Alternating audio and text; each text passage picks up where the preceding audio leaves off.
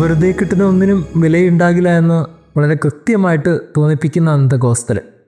യേശു കുറേ സ്ഥലങ്ങളിലൊക്കെ സുവിശേഷം പ്രസംഗിച്ച് അത്ഭുതങ്ങളൊക്കെ ചെയ്ത് ഉപമകളിലൂടെയൊക്കെ പഠിപ്പിച്ച ശേഷം യേശു സ്വന്തം നാട്ടിലേക്ക് വരികയാണ്.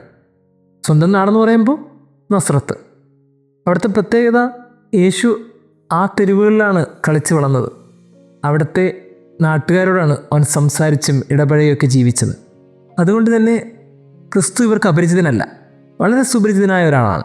ഇങ്ങനെ വളരെ കൃത്യമായിട്ട് അറിയാവുന്നത് കൊണ്ട് തന്നെ അവർക്ക് 30-ാമത്തെ വയസ്സിന് ശേഷമുള്ള യേശുവിനെ മനസ്സിലാകുന്നില്ല. ഇതാണ് ജനങ്ങൾക്ക് പറ്റിയ തെറ്റ്. കുട്ടിക്കാലം മുതൽ ക്രിസ്തുവിനെ കണ്ടു വളർന്ന മനുഷ്യർക്ക് പിന്നീട് ആ ക്രിസ്തുവിലെ ദൈവത്വത്തെ കാണാൻ അവർ കഴിഞ്ഞില്ല എന്നുള്ളതാണ് പരാജയം. വെറുതെ കിട്ടുന്ന ഒന്നിനും വിലയുണ്ടാകില്ലല്ലോ.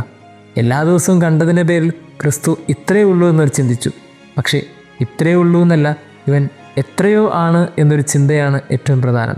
ഒരുപക്ഷെ നമ്മുടെ ജീവിതത്തിലും കുറച്ചുകൂടി കാഴ്ചയുടെ തെളിമയും കേൾവിയുടെ ശ്രദ്ധയും നാവിൻ്റെ ശ്രേഷ്ഠതയുമൊക്കെ പരിശോധിക്കേണ്ടിയിരിക്കുന്നു. കാരണം ഇതൊക്കെ തന്നെയാണ് കുറച്ചും കൂടി അപ്പുറത്തേക്കുള്ള ക്രിസ്തുവിനെ കാണാൻ നമ്മളെ സഹായിക്കുന്നത്. ദൈവം നമ്മെ അനുഗ്രഹിക്കട്ടെ.